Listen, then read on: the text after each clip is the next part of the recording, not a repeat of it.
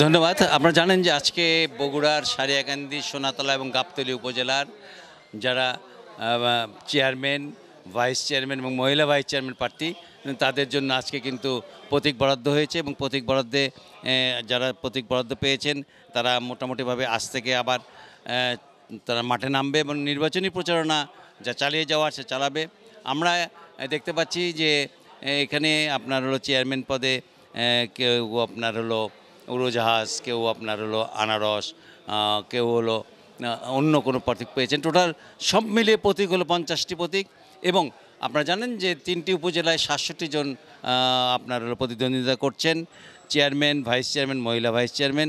এর মধ্যে একজন আপনারা জানেন যে সোনাতলায় বিনা প্রতিদ্বন্দ্বিতায় নির্বাচিত হয়েছেন এবং গাবতলীতে একজন তার ভাইস চেয়ারম্যান তার প্রার্থিতা প্রত্যাহার করে নিয়েছেন। আমরা দেখতে পাচ্ছি যে আমরা সোনাতলার পর এখন আমরা দেখতে পাচ্ছি গাবতলীর একজন চেয়ারম্যান পদপ্রার্থী রফি নওয়াজ খান এখানে দাঁড়িয়ে আছেন। আমরা তার সাথে কথা বলবো। তিনি আমাদের জানাবেন যে আসলে এই নির্বাচন নিয়ে, উপজেলা নির্বাচন নিয়ে তিনি কতটা আশাবাদী এবং কি মনে করছেন আগামী 8ই মে নির্বাচন নিয়ে। আলহামদুলিল্লাহ, যে আগামী 8ই মে যে নির্বাচন হতে যাচ্ছে সেই নির্বাচনে আমি উপজেলা চেয়ারম্যান প্রার্থী গাবতলীর।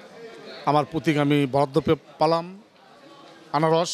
এই প্রতীক নিয়ে আমি আমার জীবনের প্রথম ইউনিয়ন পরিষদ নির্বাচনে ভোট করেছিলাম। পরবর্তীতে 2টি নির্বাচন করেছিলাম, 2টি নৌকায়, 3টি ইয়েতে আমি জয়লাভ করেছিলাম। ইনশাল্লাহ আমি গাবতলী জনগণের প্রতি আমার বিশ্বাস আছে ইনশাল্লাহ যে আমি বিগত দিনে যেভাবে মানুষকে ভালোবাসা দিয়ে এসেছি, মানুষ আমার কাছে এসে যেভাবে ভালোবাসা পেয়েছে, মানুষ আগামী 8 তারিখের নির্বাচনে আমাকে ভোট দিয়ে আনারস মার্কে ভোট দিয়ে জয়যুক্ত করবে ইনশাল্লাহ।